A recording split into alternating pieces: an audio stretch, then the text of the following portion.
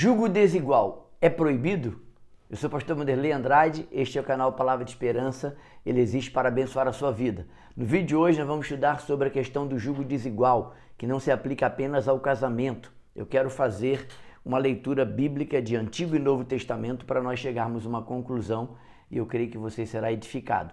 Quero pedir que você se inscreva no canal, deixe seu like, compartilhe esse vídeo e faça um comentário sobre esse tema. Você já aprendeu sobre o jugo desigual? Tem clareza sobre isso é proibido ou não? O que a Bíblia diz? Vamos entender?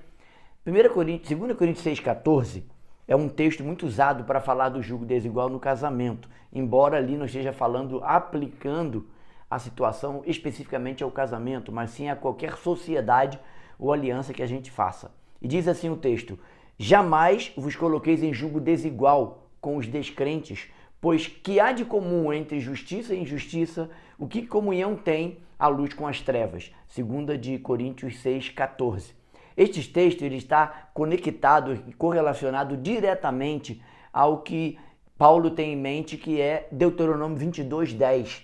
Esse texto diz: não submeterás um boi e um jumento no mesmo jugo para arar a terra.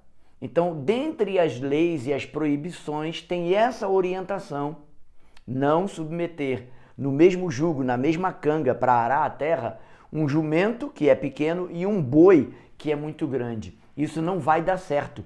O conceito do jugo desigual vem dessa ideia de dois animais presos a um jugo e eles, por serem tamanhos diferentes, força diferente, eles não vão conseguir caminhar na mesma harmonia. E aí, querido, aqui já começamos a ver um princípio bíblico. Se a palavra de Deus está me alertando que eu não devo andar em jugo desigual, porque vai dar errado, eu preciso atender e atentar para o que a palavra me orienta. Mas eu quero ler mais um texto para deixar claro. Deus proibiu o casamento com jugo desigual, com gente de outras raças. Está lá em Deuteronômio 7, versículos 2 a 6. Fica muito claro para mim esta proibição e eu quero ler com você. Deus proibiu que o povo de Israel adotasse casamento com outros tipos de pessoas de outra raça, porque eles eram pagãos e como pagãos eles iam trazer contaminação, maldição para o seu relacionamento. Diz assim o texto: e o Senhor teu Deus as tiver diante de ti para as ferir, totalmente as destruirás. Não farás com elas aliança, nem terás piedade delas. Nem contrairás matrimônio com os filhos dessas nações. Não darás tuas filhas e seus filhos, nem tomarás suas filhas para teus filhos, pois elas fariam desviar teus filhos de mim, para que servissem a outros deuses. A ira do Senhor se acenderá contra vós outros. Porém, assim lhes farei: derrubarei os seus altares, quebrareis as suas colunas, cortareis os seus postes ídolos e queimareis a fogo as suas imagens de escultura. Presta atenção no versículo 6.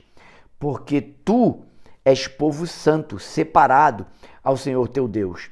O Senhor teu Deus te escolheu para que fosses o seu povo próprio de todos os povos que há sobre a terra.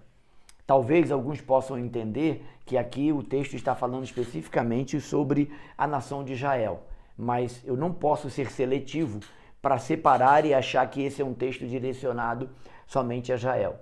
Os textos que são direcionados a Israel são as leis cerimoniais que eles deveriam guardar e que nós não precisamos guardar mais. As leis morais e espirituais, os mandamentos espirituais, nós devemos guardá-lo e faremos muito bem se o fizermos. E eu quero pensar na importância de valores comuns no relacionamento íntimo. Quando você vai casar com uma pessoa, Paulo vai dizer que se tornarão uma só carne, usando Gênesis 2:24. Deixará o homem seu pai e sua mãe, unir-se à sua mulher e serão ambos uma só carne. Esse relacionamento envolve o espírito, alma e corpo. É muito profundo. Então, vai envolver todas as decisões e vão impactar diretamente nas nossas escolhas espirituais e na nossa caminhada com Deus. Por isso, os valores precisam estar em harmonia. Se nós não compartilhamos a mesma fé, certamente haverá conflito na hora de escolher as prioridades. O jugo desigual, ele gerará tensões e os objetivos e expectativas sobre a vida com Deus, o propósito de Deus, não ficarão alinhados. Você vai perceber porque é um jugo desigual. Um jumento e um boi não vai dar certo. Por isso, você deveria atentar para o que a palavra diz. Jaime Kemp, em um dos seus livros, ele fala de uma estatística que ele fez no Brasil. Serviu como missionário no Brasil mais de 50 anos. E ele trabalhou nessa questão da ministério familiar. E ele fala muito sobre casamento em seus livros. E um dos seus livros, ele mostra uma pesquisa que ele fez, que somente 25% dos cônjuges não crentes se convertem a Cristo depois do casamento. E aí eu quero tomar uma ilustração emprestada do pastor Hernando Dias Lopes. Ele diz o seguinte: se você sabe que 75% dos voos da ponte aérea Rio-São Paulo estão caindo, qual é a possibilidade de você embarcar num desses voos? Eu te respondo, eu e você não entraríamos num avião da ponte aérea Rio-São Paulo-Rio, se nós soubéssemos que 75% desses voos caíram. É mais ou menos isso. Ah, pastor, mas tem os 25%. Se der certo, essa afirmação e essa possibilidade não está sobre o teu controle, porque isso é soberania de Deus. Eu não correria o risco de casar ou de fazer aliança, não é só casamento, com qualquer pessoa ou sociedade com alguém que não comungue a mesma fé, que não tema o mesmo Deus, que não ande na mesma trilha que eu ando. Há outros textos que Deus proíbe o casamento misto. Eu não vou ler. Êxodo 34, 12 a 16.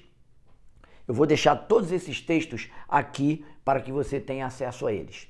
Josué 23, 12 e 13 e Neemias 13, 26 e 27. Leia esses textos atentamente para você compreender como é sério esse tema na Bíblia. Mas eu quero também te dar um exemplo bíblico de casamento misto que não deu certo e não pode dar certo. Foi o caso de Salomão em 1 Reis 11, de 1 a 6, está narrado um pouco dessa história. Salomão, ele vai mostrar nesse texto, quem escreveu a história sobre Salomão vai mostrar nesse texto que não há como ter harmonia num casamento misto. Quando o texto vai falar em Acabe também, né, nesse texto, Acabe é rei de Israel. E aí nós vamos ver o segundo exemplo.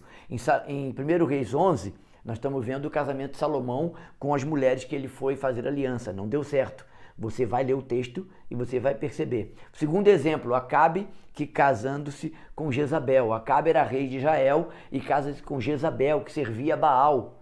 O final dessa história é muito ruim, porque ela acaba perseguindo e matando os profetas de Israel. Isso está lá em 1 Reis 18, versículo 4. Esses dois exemplos mostram para mim que o casamento misto é perigosíssimo e tem consequências impossíveis da gente calcular. Para encerrar um pouco esse nosso tema de casamento, eu quero pensar num casamento que deu certo, porque biblicamente é o correto.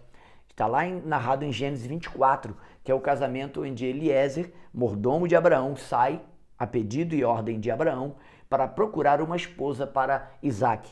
E ele encontra Rebeca. Eu acho lindo esse texto de Gênesis 24, porque aqui está tipificada a união de Cristo com a igreja. É bonito demais ver isso. E o livro de Gênesis estão os princípios de todas as coisas, o que deu certo e o que deu errado. Então o Gênesis é um livro importante para nós lermos e atentarmos. Engraçado e eu acho bonito nessa história que ela, Rebeca, não só deu a beber água a Eliezer e toda a sua comitiva, como ela deu de beber água aos 10 camelos que Eliezer trazia.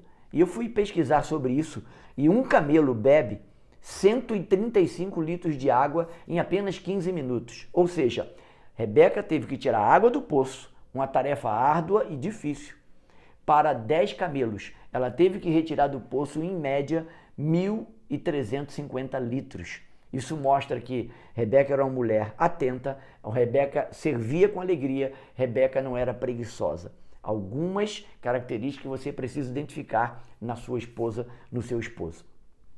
Um relacionamento onde uma pessoa não tem os mesmos valores espirituais pode e irá comprometer sua vida de oração, sua vida de santidade, seu crescimento espiritual e até a maneira como você vai servir a Deus. Eu conheço alguns casais que casaram em julgo desigual e até hoje vivem essa tensão, porque não conseguem adequar e harmonizar a vida espiritual e familiar. O cônjuge que não crê naquilo que você crê, ele não vai entender provavelmente o teu chamado, os teus dons para servir. E eu quero ressaltar, isso vai causar desânimo, isso pode causar afastamento de Deus. Não vale a pena. Eu quero insistir com você. Priorize olhar o que a Bíblia orienta. Você não vai se arrepender se você seguir o modelo bíblico. Eu me lembro de mais um texto, uma aplicação prática para encerrarmos o nosso vídeo. Amós 3:3. Andarão dois juntos se não estiverem de acordo? É uma pergunta que o profeta Amós faz. Isso se aplica a um casamento e a qualquer relacionamento em sociedade. Andarão dois juntos se não estiverem de acordo? O julgo desigual não se aplica apenas ao casamento, como já falei, mas também a sociedades, a amizades e alianças íntimas de qualquer outra instância ou de relacionamento. É importante buscar relacionamentos que edificam, que te encorajam, que te faz crescer. Nós não queremos nos associar a pessoas que nos puxam para trás, que nos paralisam, que nos sugam. Nós queremos estar perto de pessoas que possam agregar valores à nossa vida. E o casamento do julgo desigual tem uma tendência de não agregar e de minar o relacionamento.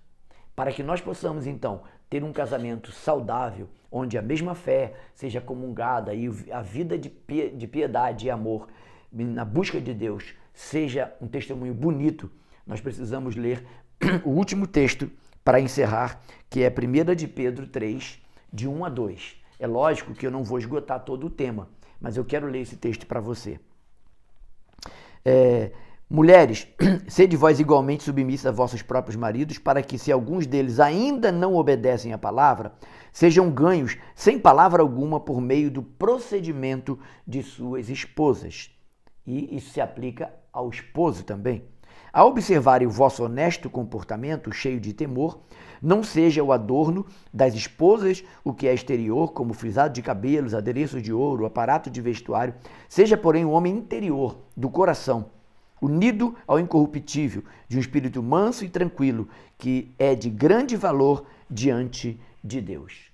Quando você for buscar um casamento, você precisa olhar essas características na pessoa com quem você quer se unir até que a morte os separe. Ao final, o que eu penso é que o jugo igual em Cristo vai trazer equilíbrio, harmonia, paz, vida de parceria, onde o casal será fortalecido no compromisso de servir a Deus em igualdade. Por último, e não menos importante, eu quero ler com você 1 Coríntios 7:39. O texto está na minha tela. A mulher está ligada ao seu marido enquanto ele viver. Porém, se o seu marido morrer, ela estará livre para se casar com quem deseja. Preste atenção à frase final do versículo 1 Coríntios 7:39. Contanto que ele, essa pessoa que você está escolhendo para casar ou recasar-se, pode ser o segundo casamento, contanto que ele pertença ao Senhor, que não haja julgo desigual. Eu espero ter ajudado você a tomar a sua decisão correta e de maneira bíblica. Deus abençoe você e obrigado por sua audiência até esse momento. Eu sou o pastor Vanderlei Andrade, este é o canal Palavras de Esperança e ele existe para abençoar a sua vida. Tenha sempre esperança, um forte abraço, te vejo no próximo episódio, assim que Deus permitir. Até lá!